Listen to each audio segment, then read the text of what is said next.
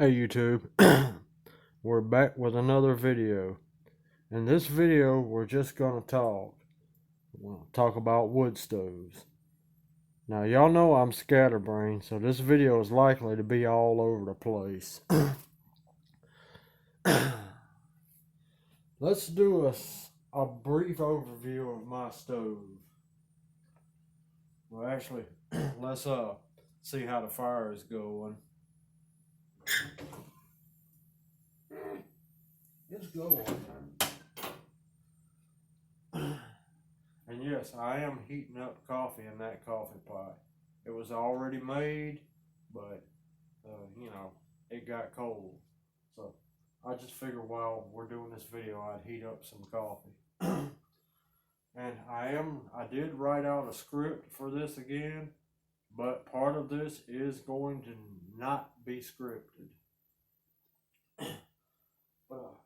This stove is a Vogelzang boxwood stove model number BX26E. It's right there. Rusty, I won't be able to see it, but that's what it is. You'll just have to take my word for it. It was purchased from Harbor Freight Tools about 15 years ago. I think I've had it 12. And, it may have been 14 years ago. Anyway, it's not a very old stove. The stove was actually manufactured by Vogelzang, an American company, but the stove's actually made in China, as you see the metal China right there. And anyway, so yeah. The stove is old enough that it still has proper eyes for cooking. For those of y'all that are just joining us, shame on you. No, seriously, it still has the proper eyes for cooking. It has two of them. And this top section of the top here is actually removable. I don't know what that's for. If any of y'all know, please let me know.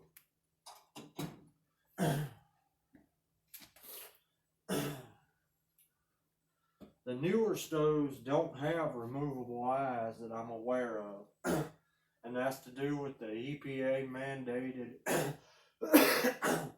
excuse me, the EPA mandated reburn system. In fact, U.S. Stove Company, the people that bought Vogelzang and pretty much only make 2 models of Vogelzang stoves anymore, I believe that they discontinued this model. Although I think you can still find a few of them for sale online, but don't quote me on that. And the ones that I see online do appear to be the EPA mandated reburn crap that doesn't have removable eyes. And now I need to get back on the script. Anyway, the new stoves don't have removable eyes that I'm aware of. They have a raised surface here that looks like an eye. Those types of eyes are a subject of debate. Some say you can cook on them, but most say you can't. I don't have that type of stove, so I'm not getting into that debate.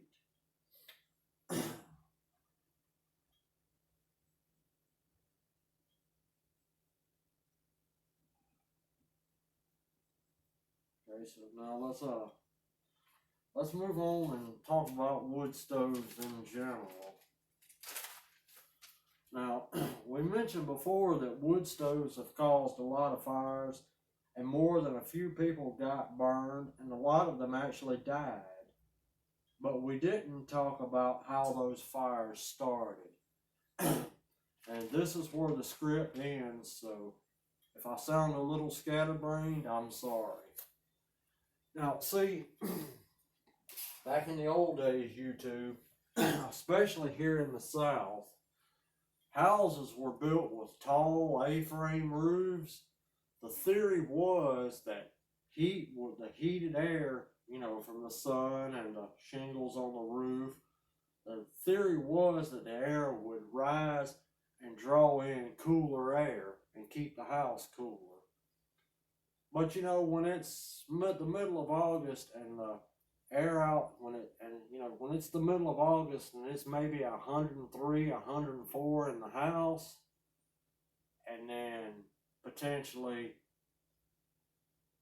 101, 102, maybe more, maybe less outside, that little bit of breeze ain't gonna make a whole lot of difference. You're still gonna be hot and sweating. Anyway, I never really believed that worked that well, but I mean, that's the way they did it, and you know, I've never heard anybody say that it worked good, and I've never heard anybody say that it didn't work. Another thing about the old houses that affected these wood heaters and made them start house fires is back in the old days, especially here in the South. I do not know about up north. I think they have a whole different set of rules up there than what we have here, or they conform to a different set of the federal housing regulations that we conform to, which that's a whole other. Building regulations is a whole other topic that we're not going to cover in this video. Anyway, the old houses, they weren't built with insulation. As a matter of fact, when we did that video a year or two ago, maybe a little bit more, a little bit less, where I walked around the old house that I grew up in till I was around 13 years old, that old house didn't have insulation. But my stepdad had rigged up a way that the house stayed warm, or at least it seemed warm to us kids back then. But anyway, the old houses typically didn't have insulation. I don't know if that's because there's still houses standing that existed before insulation existed. I don't know if it was because of the heat that they decided to leave it out to keep the house cooler, or it may very well have just been the fact that you know, from about the 80s on back, down here in Georgia, we were dirt poor. You know, and I mean dirt poor. You know, I've known people, and I think my brothers might know them. They even may know who I'm making reference to. If not, I'll have to tell them in a text or phone call after the video. But this feller growed up, and he's probably 65 or 70 now. He growed up in a house with no electricity and no running water, but went on to serve in the military and retired from driving a big rig. And the way I understand it, he made the rank of master sergeant in the military. But anyway, the point of this is, when you got, something else. Back in the older days, windows didn't seal the air out as good as they do now. We didn't have, a lot of people still don't have those double insulated window panes with the gas float that's injected in the middle of the panes, you know. And then they didn't, the old wooden windows, I'm sure everybody's seen them. Everybody that's gonna see this video has seen them. Those old wooden windows, I can actually feel cool air coming in through this one, and it's actually got a seal. But those windows, they didn't seal the air out very well. And doors on your houses, the old ones, they don't have very good seals on them, and they don't keep the cold out. Anyway, all that combined with the big A-frame roof, but you got to stop and remember, heat rises, right? Okay, we know that. you're heating the air up in the house. Isn't it still rising and drawing in cooler air, cold air through your windows, your doors, holes in the walls where your house is rotting? That was a joke. But anyway, you get the point. So anyway, you had to run these stoves really hot to get the house to be kind of comfortable, you know. And I say kind of comfortable, and I mean that very seriously, kind of comfortable. And also another thing too, these old southern houses, I've seen them with 8, 9, 10, even 11-foot high ceilings. That was another thing. The heat was rising. You can't, that heat being 11 feet in the air ain't doing nobody no good. Nowadays, when people restore these old houses, they lower the ceilings down to around 7.5 to 8 feet because it's easier to heat.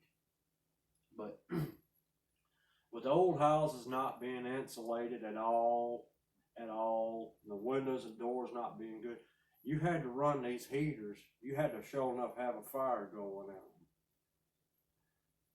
The problem in that lies with cast iron is easy to overheat. This stuff ain't 2 inches thick. I think this is maybe a quarter of an inch. And I'm not getting out calipers and trying to measure, but it's thin metal. It gets hot fast. What would happen was these things, they get red hot. I mean, glowing red hot, and I think that happens between something like 600 and 800 degrees Fahrenheit, something like that. They get red hot, and they would crack. And sometimes they would actually crack, and part of the heater would fall off, and you've got a problem because you've got burning wood and coals done landed on what was primarily dry wooden floors. You know. Another thing, I even still see this today, which that's going to be covered in just a few minutes, but people putting these things, this stove says 3 feet away from a wall. It's 3 feet away from the wall this way, but it's a little under 3 feet from the wall this way. And the first night I had it up here, I had a fire going. Well, the first time when we brought it up here, the first night last year when I lit the first fire in it for the year, that wall was warm. I actually closed all the vents down and just made the fire. And you know, and I put my coffee, closed this vent down, and I put my coffee can, bean can, over this vent to even slow the air down. This hole right here for the slide to close the air down and put the fire out, because that wall, while it didn't feel like it was hot enough to catch on fire, it was very hot. You didn't want to leave your hand on it very long. Anyway, that's why that heat shield's there, because it keeps the wall from getting overheated. Anyway, they'd sometimes would put them too close to the wall, and you know, if they could get the wood hot enough, that old dry wood hot enough to ignite just from the ambient air temperature. Granted, that didn't happen as often as cracking, but it did happen.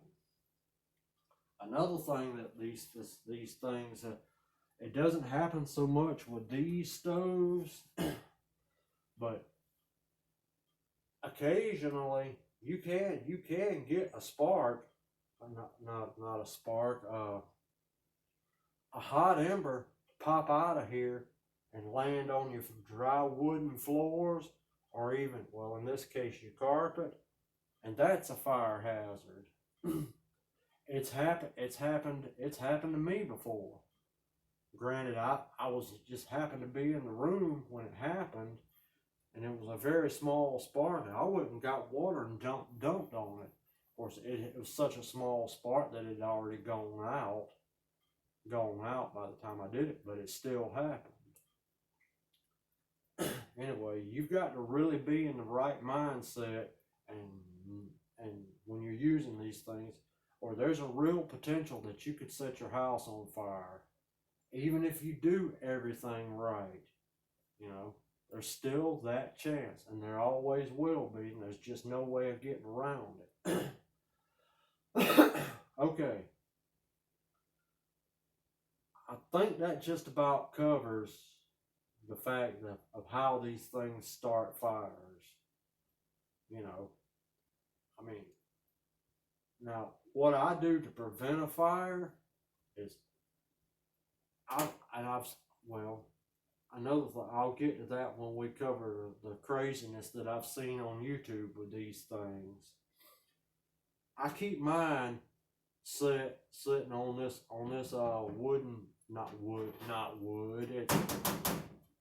it's metal. I keep it sitting on this metal thing, and then I have this heater actually raised up a few more inches off the floor, just to keep that's actually kind of cold, to keep the floor from getting heated like that. You know, another thing we do, which I've not done it today, is all the little wood debris that just comes along with running a wood heater. I keep that stuff cleaned up, you know, because, you know, you got little bits of, that's soot right there. Can you see it on my fingers? That's charcoal that could potentially get reignited and burned outside of the stove. So, but anyway, I meant to clean it up before I started this video, and I didn't do it. But anyway, there's lots of ways to set your house on fire with these things. Now, what I do to prevent fire is, obviously I've got this thing sitting on a metal pan, which I think you can actually buy these, but they're not near as big as this. They barely cover a heater like this. And then I've got the heater actually lifted up some more to where the floor doesn't even get warm. So, you know, that's a plus. When I'm burning this heater which I need to check the fire now. Okay, it's just barely going. When I'm using this heater, I try to keep an eye on it, you know. I don't go off and, you know, be gone for 2 or 3 hours at the time, stuff like that. Just not what I do. And I try to stay near it just in case something crazy happens. And if I'm going to be away from the heater, this damper right here, I'll just kind of close it down, and then I'll close my vent. Like say I'm going to bed and I'm not going to be able to wash it. I'll close my vent, close my door, and then I'll put that can over it.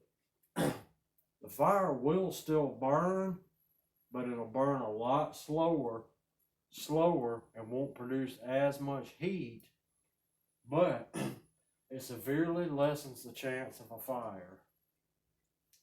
Because, you know, you've got a few cracks up here where I suppose a coal could jump out of there, like out through these eyes, but I prevent that by keeping that pan of water on there, which keeps them really weighted down and completely covered.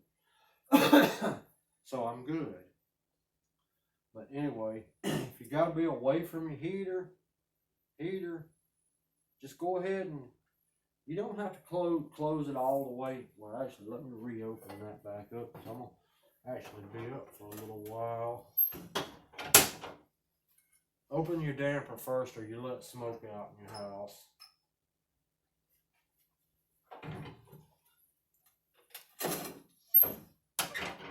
I keep my damper pretty well like that, and it still lets enough air in for the fire to burn good. Just partially closing the damper keeps the fire out of your pipe, and it slows everything down enough that the stove doesn't overheat. The 2 or 3 times that I've overheated this stove and got parts of it red hot, every time I ever done that was with that damper open all the way, and that vent open all the way. So, you know, it's a learning process. But anyway, you never want to overheat your stove, because if it cracks and fire comes out on carpet or whatnot, you may damn well have a big problem, you know. And if it should happen while you're asleep, that big problem is going to turn into a really big problem. You know what I mean? But anyway, I think I've covered about everything about on, you know, being safe with these things. Let's talk about the stuff that let's get a cup of coffee. Well, I think it's plenty warm enough.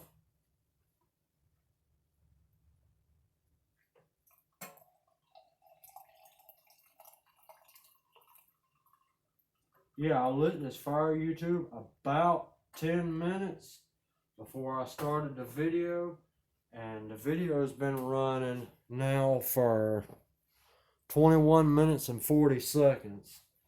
The temperature was 65 degrees in here when I started. That little bit of fire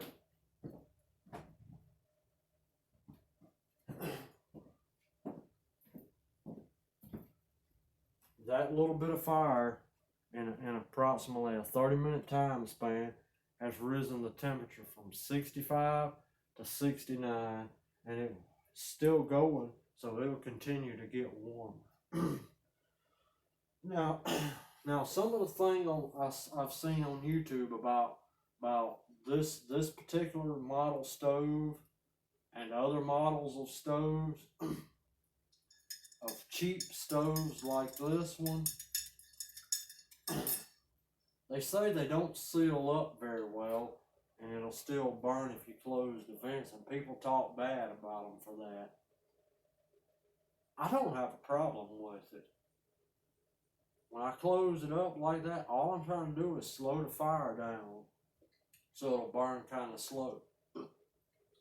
It does that. I'm not trying to make the fire go out for it to get cold. Excuse me. For the fire to get cold again. That's not what I'm doing. So I don't have a problem with that.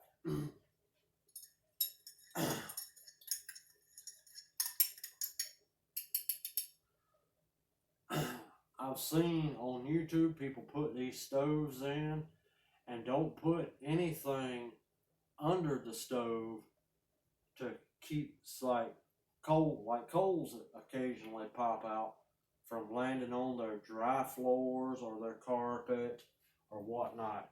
I don't never see I've seen a few people not do that. That's just some people, I guess they don't know or don't care. I don't know. I've seen people put these things too close to the wall.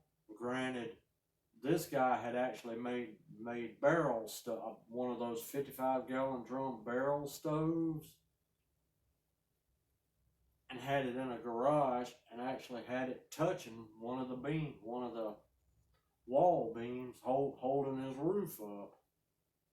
And I actually commented to that guy, and this has been several years ago, and I can't remember the name of the video or the channel, and I'm certainly not going to be linking anybody's videos in this.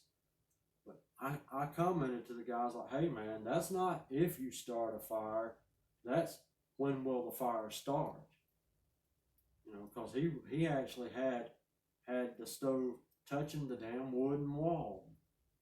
So I mean, yeah, I'm sure if he didn't move it at least 3 feet away from the wall and put up some sort of heat shield,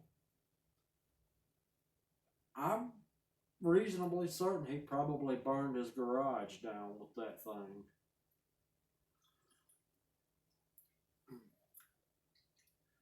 I've seen people get up there on YouTube making YouTube videos about these things, and everybody acts like an expert about them. I'm sorry, that's just the way it is. I'm not saying that I'm an expert about these things, but what I'm saying is I've been using this thing 10 years down in my other house, the one that the tree fell on, and then we're in the second year up here, and I've never had any bad things happen. So what I say is based on experience. But I've seen, you know, too close to the wall, no floor pan, you know.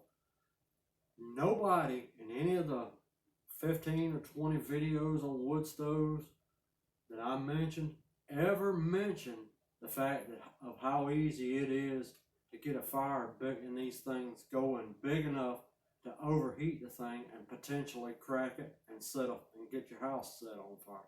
Nobody talks about that, but it is a very real thing. Granted, with today's better houses, better sealing the cool air out, and the roofs not being built the way they used to be, we don't run these things as hot, so cracking them's not as big of a deal as it used to be, but it's still very possible. Which, by the way, that fire sounds like it's starting to pick up a little bit. So we'll close that down a little bit.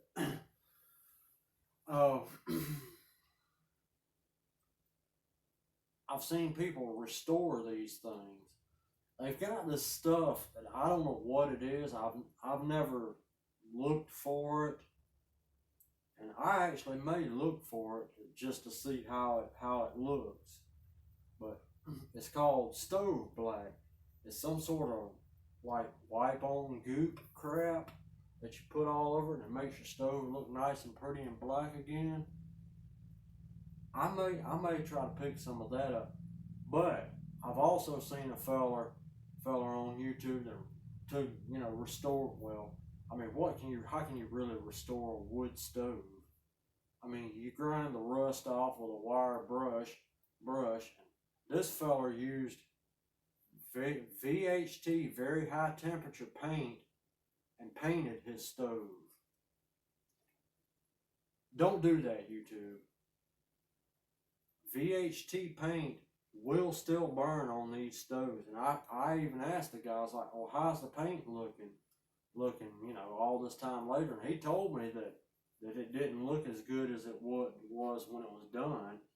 He didn't go into any details, but I suspect that means that when he lit the stove up and it got hot and lit that paint on fire, which it burns out real quick, it probably stunk him right out of his garage. Don't use spray paint on these things. Also, when you put on new stovepipe, you should be using the black painted pipe, not what I have here. And I'm not telling anybody what kind of pipe it is, because I don't want to hear it. I don't want to hear it. But even that black painted stovepipe, when that paint catches on fire and it goes and then it flashes and then it's done, that's going to stink you out of your house. So when you replace your pipe, open your windows and have a fan going to get that smell out of there. I don't know if that stuff, what it releases when it burns, I don't know if it's toxic. But anyway, that's galvanized pipe. I'll just go ahead and tell you. I know the galvanized coating burns. I know when it burns, it releases a gas that'll pretty much kill you instantly. It only does it once. Open a window and turn the fan on. Open the window, turn the fan on, and let it go right out the door. And don't be in the house for a little while. I mean, it only flashes once and then it's fine. I'm not suggesting that anyone use galvanized. I use it because it seems to last longer than the black pipe. I've had the black pipe and I had to replace it. I got one season out of it. I can get two